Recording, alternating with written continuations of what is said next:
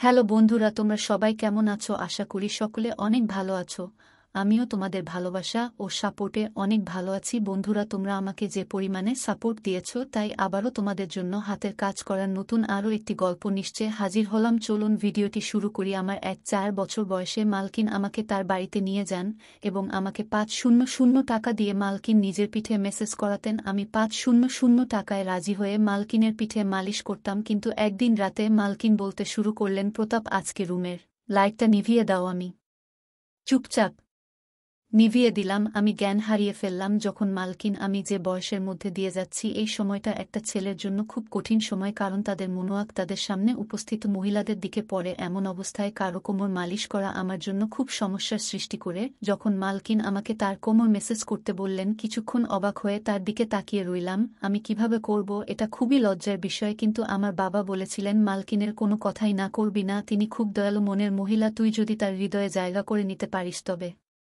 তিনি তোকে বেতনের চেয়েও বেশি টাকা দেবেন। তিনি আমাকে টাকা দিয়েছেন, তাও পুরো 500 টাকা, এবং বললেন, এই টাকাটা শুধু তোমার। আমি খুব খুশি হয়েছিলাম। কিন্তু যখন তিনি আমাকে তার কোমরে তেল দিয়ে মালিশ করতে বললেন, আমি হতভম্ব হয়ে তার দিকে তাকিয়ে রইলাম। তিনি কিভাবে একটা ছেলেকে দিয়ে মালিশ করাতে পারেন? আমি কিছু বললাম না, কিন্তু খুব নার্ভাস ছিলাম। তিনি আমাকে তার রুমে নিয়ে গেলেন, তারপর বিছানায় শুয়ে তার কোমরে তেল লাগাতে বললেন। আমি যখন তার কোমর থেকে তার কাপড়টা তুলে দিলাম, তখন আমার চোখ বড়বড় হয়ে গেল। তিনি আমাকে যে তেল দিয়ে এছিলেন, আমি চোখ বন্ধ করে আমার হাতে কিছুটা নিয়ে তার কোমরে লাগাতে লাগলাম। আমার একমাত্র চেষ্টা ছিল কাজে পুরোপুরি মনোনিবেশ করা। আমি একবারও তার কোমরের দিকে তাকাইনি, আমি শুধু চোখ নামিয়ে ম্যাসাজ করেছিলাম। আমার মনে আছে যে আমি যখন এখানে কাজ শুরু করি, প্রথম দিকে কাজের সময় অনুসারে আমি যখন মালকিনের ঘরে প্রবেশ করলাম, তখন মালকিনকে কিছুটা অন্যরকম লাগছিল। তার চেহারায় অদ্ভুত পরিবর্তন লক্ষ্য করলাম। তিনি ঘামে ভিজে যাচ্ছিলেন। আমি জানি না তার কি হয়েছিল, আমাকে দেখামাত্রই সে হঠাৎ সোজা হয়ে আমার দিক থেকে অন্যদিকে তাকাতে লাগলেন। আমি কিছুটা অবাক হয়ে মালকিনের দিকে তাকিয়েছিলাম। আমার মনে হলো মালকিনের শরীর ভালো নেই। আমি সবসময় নির্বে মালকিনের সেবা করতাম, কিন্তু আজ আমি কিছুটা দ্বিধা নিয়ে মালকিনের দিকে তাকিয়ে তাকে জিজ্ঞেস করলাম, মালকিন, আপনি ঠিক আছেন তো? আপনাকে অন্যরকম লাগছে মনে হয়। আমি আমার মালকিনকে মন থেকে সম্মান করতাম এবং আমি তার জন্য চিন্তিত থাকতাম, কারণ তিনি কেবল আমার মালকিনই ছিলেন না, আমার কাছে তিনি একজন খুব ভালো অভিভাবক ছিলেন। তিনি ছোটবেলা থেকেই আমাকে সাহায্য করেছিলেন এবং তিনি আমার দুঃখী জীবনকে সুখী করে তুলতে খুব সাহায্য করেছিলেন। আমি কষ্টে ছিলাম, কিন্তু তার দেওয়া টাকা আমার জীবন বদলে দেয়। আমার বাড়ির অবস্থা পাল্টে যায়। আমার প্রশ্নে মালকিন্নাতে মাথা নেড়ে আমাকে আশ্বস্ত করলেন যে তিনি একেবারে ঠিক আছেন, কিন্তু তার মুখে স্পষ্ট দেখা যাচ্ছিল যে তিনি কিছু লুকাচ্ছেন এবং তিনি খুব টেনশনে আছেন। কয়েক মাস ধরে তার বাড়িতে কাজ করছি। আজকে প্রথমবার যখন তিনি আমাকে মেসেজ করতে বললেন, আমি খুব ভয় পেয়েছিলাম, কারণ পুরো বাড়িতে তিনি একাই থাকতেন, না স্বামী না কোনো সন্তান। এই কথাটা শুনে আমি প্রথমে চুপ হয়ে গেলাম, কিন্তু আমি মালিশ করলাম সারাক্ষণ। আমার হাত কাঁপছিল। আমি ভেবেছিলাম মালকিন একদিনের জন্য আমাকে দিয়ে এই কাজটা করাবেন, কিন্তু এখন তিনি আমাকে দিয়ে প্রতিদিন মেসেজ করানো শুরু করলেন। আমি মালাকনের কোনো কাজে এতটা ঘৃণা বোধ করিনি, কারণ তিনি কোনো উদ্দেশ্য নিয়ে আমাকে দিয়ে কোনো কাজ করাতেন না। কিন্তু যখন আমি এক রুমের মধ্যে তাকে তেল মালিশ করতাম, তখন আমার খুব অস্বস্তি হতো। একটা অদ্ভুত ব্যাপার হলো যে আমি মালকিনকে মালিশ করা শুরু করার পর থেকে মালকিন আমার দিকে খুব ভালোবাসার চোখে তাকাতে লাগলেন। আগে তিনি আমাকে 500 টাকা দিতেন, কিন্তু এখন 1 টাকা দিতেন। তার এই ভালোবাসায় আমি বিরক্ত হয়ে গেছিলাম। কিন্তু আজও প্রতিদিনের মতো আমি তেলের বোতল হাতে নিয়ে মালিশ করতে গেলাম। আমি 4 বছর বয়স থেকে মালকিনের কোমর মালিশ করে আসছি। এই কাজটি আমাকে অনেক বিব্রত এবং বিভ্রান্ত করত।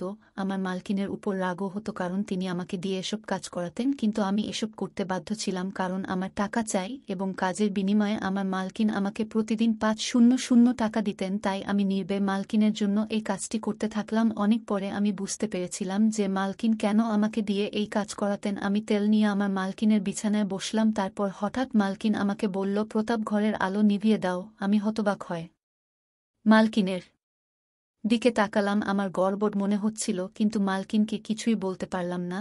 আমি ঘরের আলো নিভিয়ে দিলাম এবং অন্ধকারে হাতড়ে হাতড়ে মালকিনের বিছানার কাছে পৌঁছালাম। অন্ধকারে বুঝতে পারলাম মালকিন বিছানায় শুয়ে আছেন। আমি মালকিনের দিকে হাত বাড়ালে মালকিন আমাকে থামিয়ে দিয়ে আমার হাত ধরে তিনি আমাকে যা বললেন তাতে আমি জ্ঞান হারিয়ে ফেললাম। আমার বুক ধুকধুক করতে শুরু করল। আমি আমার জায়গায় বসে রইলাম। আমার নড়াচড়া করা কঠিন হয়ে পড়ে। আমার মালকিনের কথা শুনে আমি কেঁপে উঠেছিলাম। আমি বাঁকুড়ার একটি গ্রামে থাকতাম। আমার পরিবার খুবই গরিব। আমার বয়স যেহেতু 4 বছর তাই আমার পক্ষে কাজ পাওয়া বা টাকা ইনকাম করা কঠিন ছিল। আমি বাধ্য হয়ে শুধু ভেবেছিলাম মালিকিন তার ইচ্ছানুযায়ী ছোটখাটো কাজ করবেন, আর আমি সব কাজ করতেই প্রস্তুত ছিলাম। আমি খুশি মনে রাজি হলে আমার বাবা মাও চুপ হয়ে গেলেন। মালকিন আমার বাবা মায়ের হাতে বেশ কিছু টাকা দিয়েছিলেন এবং তাদের আশ্বাস দিয়েছিলেন যে তিনি প্রতি মাসে টাকা পাঠাবেন যাতে আমাদের বাড়ির কষ্ট দূর হয়। মনে মনে আমি খুশি ছিলাম, আমার স্বপ্ন সত্যি হতে চলেছে, কারণ আমি সবসময় আমার বাবা মায়ের অবস্থা পরিবর্তন করতে চেয়েছিলাম।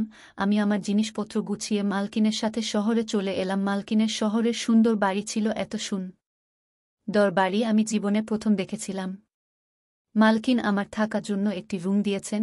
রুমটি খুবই ছোট কিন্তু খুব সুন্দরভাবে সাজানো ছিল। রুমে দামি দামি আসবাবপত্র রাখা ছিল। আমার মনে হচ্ছিল যেন ঘরটা আমার স্বপ্নের মতো তৈরি করা হয়েছে। মালকিন আমাকে ছোটখাটো কাজ বুঝিয়ে দিলেন, যার মধ্যে কাপড় দিয়ে রোজ তার গাড়ি পরিষ্কার করা, রাতে তাকে দুধের সাথে জল দেওয়া এবং দিনে 3 বার খাওয়ার বাসনপত্র ধোয়া ইত্যাদি। এই কাজগুলো আমার মতো গরিব একজন ছেলের পক্ষে খুব সহজ ছিল। মালকিনের বাড়িতে বাইরে থেকে রান্না করা খাবার আসত এবং মালকিন তার সাথে আমাকেও খেতে দিতেন। প্রথম দিনই আমাকে ভালো জামাকাপড় দেওয়া হয়েছিল, জুতাও কিনে দিয়েছিলেন। মালকিনের দয়া এখানেই শেষ হয়নি। তিনি আমাকে বলেছিলেন যে তিনি খুব শীঘ্রই আমাকে একটি ভালো স্কুলে ভর্তি করাবেন যাতে আমি আমার পড়াশোনা চালিয়ে যেতে পারি। শুনে আমি খুব খুশি হয়ে গেলাম, কিন্তু রাত নামার সাথে সাথে মালকিন আমাকে তার ঘরে ডেকে একটি সুগন্ধযুক্ত সিসি দিয়ে বললেন, আমার গায়ে মেসেজ করো। আমি মাথা নেড়ে তাড়াতাড়ি তেল এনে মালকিনের পায়ের কাছে গিয়ে বসলাম। আমি ভেবেছিলাম যে আমাকে মালকিনের পা মেসেজ করতে হবে এবং আমি খুশি খুশি এটি করতে রাজি ছিলাম, কিন্তু মালকিন আমাকে থামিয়ে তার কোমরের নিচের দিকে মেসেজ করতে বললেন। এটা করতে আমার লজ্জা করছিল, কিন্তু কোনো রকমে আমি মালকিনের শরীরে মেসেজ করলাম। আমি তারপর উঠে রুম থেকে চলে গেলাম। আমি ভাবলাম মালকিন মনে হয় ক্লান্ত হয়ে পড়েছেন আর আমাকে দিয়ে মেসেজ করাবেন না, কিন্তু আমার ধারণা ভুল ছিল। আমি খুব চট্ট ছেলে ছিলাম, তাই সব কাজ তাড়াতাড়ি করে ফেলতাম, কিন্তু রাত নামলেই আবার একইভাবে মালকিন আমাকে রুমে ডেকে এক শিশি তেল দিলেন। এটা ভেবে মন খারাপ হয়ে গেল যে আজকেও আমাকে মালকিনের মালিশ করতে হবে। পা পর্যন্ত তো ঠিক ছিল, কিন্তু মালকিন আমাকে দিয়ে যেখানে মালিশ করাতেন সেটি আমার কাছে অস্বস্তিকর ছিল। আজও আমি কোনো রকমে মালকিনের মালিশ করে তার দিকে তাকালাম। তিনি শান্তিতে ঘুমাচ্ছিলেন। আমি বুঝতে পারছিলাম না মালকিন এতে কি সুখ পান। মালকিনের কাজকর্ম আমাকে অবাক করছিল। 3 দিন পরেই মালকিন আমাকে একটি ভালো স্কুলে ভর্তি করিয়েছিলেন। আমি আমার মালকিনের জন্য পাগল ছিলাম, কিন্তু আমার মালকিনের মেসেজ করতে ভালো লাগতো না। মালকিন এটি তার রুটিনে পরিণত করেছিলেন আর প্রতিদিন সে আমাকে মেসেজ করতে বলতেন। আমি তার অনুগ্রহে ছিলাম, তাই আমি না করতে পারছিলাম না। তাই কিছু না বলে আমি আমার মালকিনকে মেসেজ করতে লাগলাম। মালকিন সম্ভবত বুঝতে পেরেছিল যে আমি তার মালিশ বিরক্তি নিয়ে করি, সেজন্য আমার বেতন বাদেও তিনি আমাকে প্রতিদিন 500 টাকা করে দিতে লাগলেন এবং আমি আনন্দের সাথে টাকার জন্য এই কাজটি করতে লাগলাম। এইভাবে আমি মালাকুনের বাড়িতে অনেকদিন ছিলাম এবং এখন আমি এতে অভ্যস্ত হয়ে গেছি। মালকিনের একটি ভালো অভ্যাস ছিল যে মাস শেষ হলেই তিনি আমাকে না বলেই আমার বাড়িতে টাকা পাঠিয়ে দিতেন, যা আমার বাবা মায়ের জীবনকে সহজ করে দিয়েছিল।